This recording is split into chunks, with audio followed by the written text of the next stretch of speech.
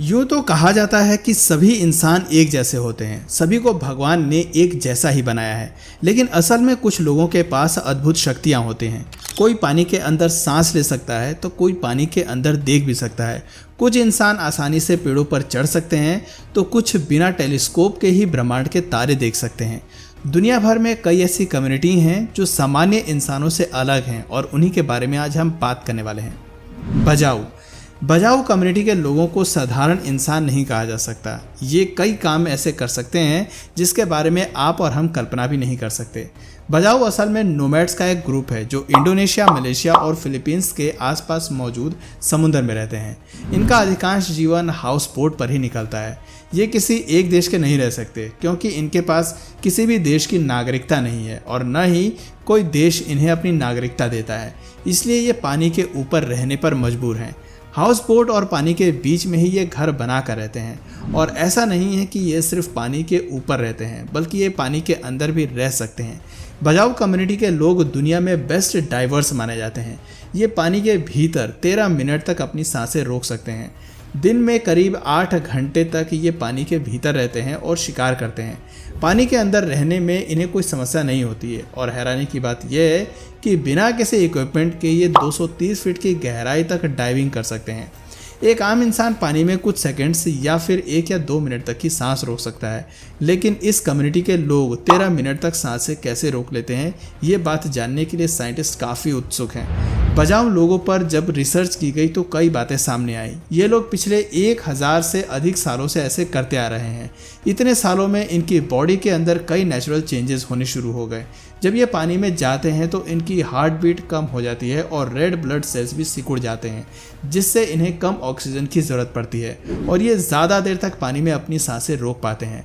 ऐसा नहीं है कि इनमें जो लोग रोज़ाना पानी में जाते हैं या पानी में अधिक समय तक रहते हैं उनमें ये स्पेशलिटी होती है, बल्कि बजाऊ नोमैड्स के बच्चे भी इस काम में माहिर होते हैं। यानी कि इन लोगों के डीएनए में ही बदलाव हो चुके हैं और बिना किसी समस्या के ये पानी के अंदर रह सकते हैं। दोस्तों, दिन भर ये समुद्री मछलियों और जीवों का शिकार करते हैं। यही इनके भोजन का एकमात्र जरिया है। कभी कभी अपना सामान बेचने के लिए ये तटों पर भी चले जाते हैं, जिसके बदले इन्हें कपड़े और अन्य ज़रूरत की चीज़ें मिल जाती हैं, लेकिन इन्हें किसी भी आइलैंड पर रहने की अनुमति नहीं है।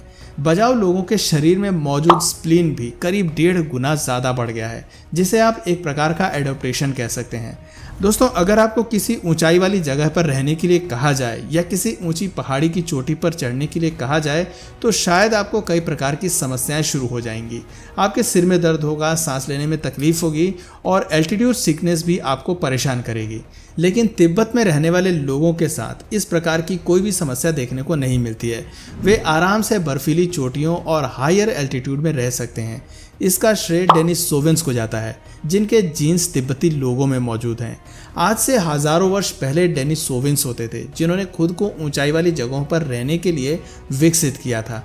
कहा जाता है कि आज भी 87% तिब्बती लोगों के अंदर डेनिसोवेंस के डीएनए मौजूद हैं। यदि कोई आम इंसान पहाड़ पर चढ़ेगा तो उसकी सांस फूलने लगेगी। ये अधिक रेड ब्लड सेल्स को फॉर्म करता है। इससे खून मोटा होता है और स्ट्रोक आने का खतरा बढ़ जाता है। ब्लड प्रेशर में भी वृद्धि देखी जाती है। लेकिन तिब्बती लोगों की खास बात यह है कि ऊंचाई वाली जगहों पर भी वे आरबीसी कम फॉर्म करते हैं, जिससे वे सभी खतरों से मुक्त रहते हैं। दोस्तों, एक समय था जब इंसानों के अलावा धरती पर डेनिसोवेंस और नियंत्रटैल मैन जैसी कई स्पीशीज मौजूद थी, लेकिन वो सभी स्पीशीज कहीं विलुप्त हो गईं। आखिर होमो सेपियंस इस दौड़ में क्यों जीते, ये सवाल साइंटिस्ट के लिए जिज्ञासा का केंद्र बना हुआ है। कई दशकों से इस सवाल का जवाब तलाशा जा रहा है। ऐसा कहा जाता है कि आज के समय में जो इंसान हैं उनकी उत्पत्ति अफ्रीका से हुई है। अलग अलग स्थानों पर इंसानों ने बसना शुरू किया और वहाँ के वातावरण के हिसाब से खुद को अपडेट किया।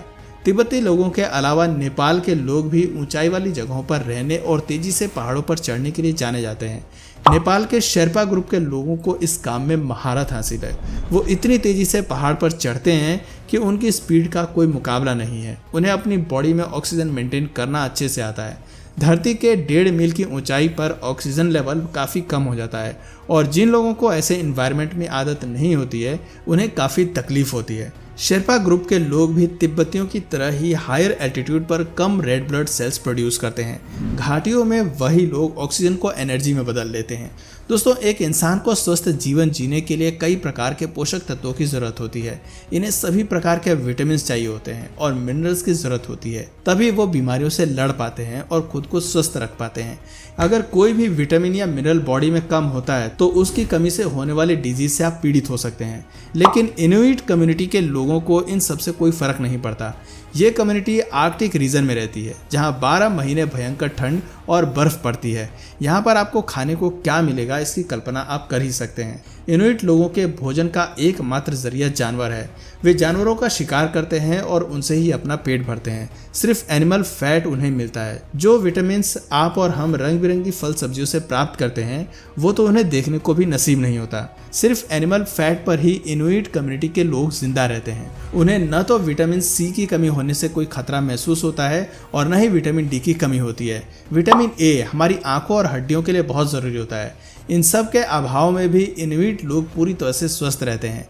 ऐसा शायद इसलिए है क्योंकि वो हजारों सालों से वहाँ रह रहे हैं और उनकी बॉडी ने खुद को इस प्रकार अपडेट किया है कि अब बॉडी को इन सब चीज़ों की रिक्वायरमेंट ही नहीं होती है। पानी, बर्फ और पहाड़ों के बाद अब बात करते हैं पेड़ पर रहने वाले लोगों की।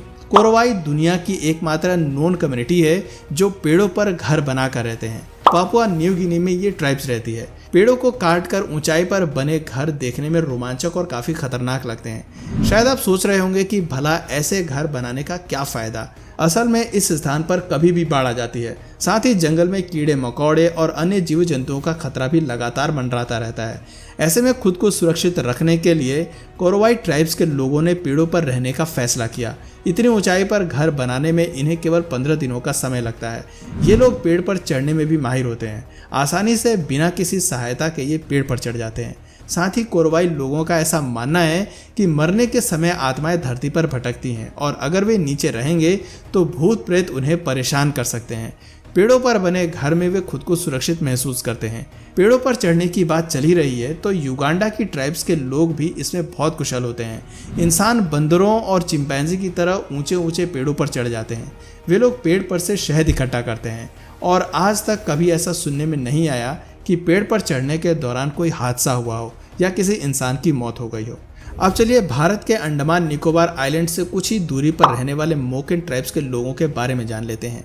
वे इस आइलैंड के वेस्ट कोस्ट के पास रहते हैं। इस कम्युनिटी में लोग पानी के अंदर देख सकते हैं। आप में से अधिकतर लोगों ने कभी न कभी पानी के अंदर अपनी आंखें खोलने की कोशिश जरूर की होगी और यकीनन आपको धुंधला ही नजर आता होगा। लेकिन मोकेन ट्राइब्स के बच्चे आसानी से पानी के अंदर बिना किसी चश्मे की मदद से पानी के अंदर देख सकते हैं। बच्चे दिन भर पानी के अंदर रहकर मछलियों का शिकार करते हैं।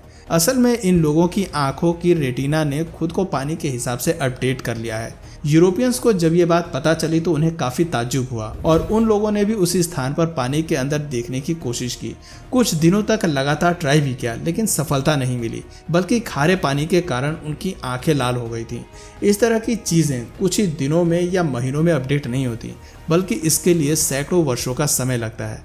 ऑस्ट्रेलिया में ऑब्री गिनस समुदाय के लोग रहते हैं जो सबसे पहले ऑस्ट्रेलिया में आकर बसे थे। करीब 70,000 साल पहले इन लोगों ने ऑस्ट्रेलिया में रहना शुरू किया था। ऐसा कहा जाता है कि इन लोगों की आंखों की रोशनी यानी कि आई साइट या देखने की क्षमता आम इंसानों से 4 गुना अधिक है। दूर झाड़ियों के पीछे मौजूद जानवरों को भी आसानी से देख लेते हैं। ऑब्रीजिनिस को नक्षत्र की भी काफ़ी अच्छी जानकारी है और पूरा कॉन्स्टेलेशन अपनी आंखों से ये देख सकते हैं। दोस्तों, इन सब बातों से एक ही निष्कर्ष निकल कर आता है, यदि आपको खुद को डेवलप करना है या अन्य लोगों से अलग बनना है तो कठिन परिस्थितियों का सामना करना होगा। बड़े शहरों में सभी सुख सुविधाओं के बीच रहकर इस तरह का एवोल्यूशन नहीं हो सकता। उम्मीद करता हूँ आपको हमारी आज की ये वीडियो ज़रूर पसंद आई होगी। आपको इनमें से सबसे हैरत अंगेज एडेप्टेशन कौन सी लगी नीचे कमेंट सेक्शन में ज़रूर बताइए। और अगर इस वीडियो से आपको कुछ नया जानने या सीखने को मिला या फिर इंटरेस्टिंग लगा तो प्लीज़ इस वीडियो को एक लाइक करके अपने फ्रेंड्स और फैमिली में से ज़रूर शेयर करें। और यदि आप इस चैनल पर नए हैं तो प्लीज़ इस चैनल को सब्सक्राइब करके बेल नोटिफिकेशन आइकन को ऑन कर लें ताकि हमारे आने वाले वीडियोज़ आप मिस ना करें। मिलते हैं फिर किसी वीडियो में नए टॉपिक के साथ, तब तक के लिए नमस्कार।